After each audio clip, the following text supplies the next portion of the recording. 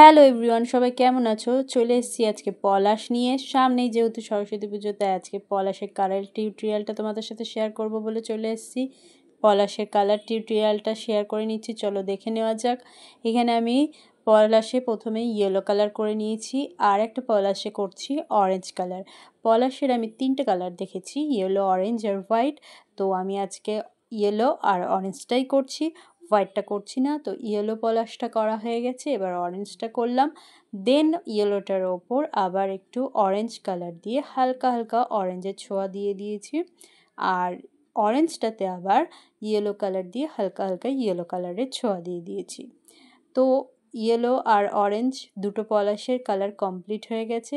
এইবার আমি বোটার কালারটা করব। তো দেখো, বোটারতে প্রথমে স্যাপ গ্রিন আর ব্ল্যাক দিয়ে বোটার কালারটা করে নিয়েছি একটাই, আর একটাতে করলাম ব্রাউন আর ব্ল্যাক দিয়ে।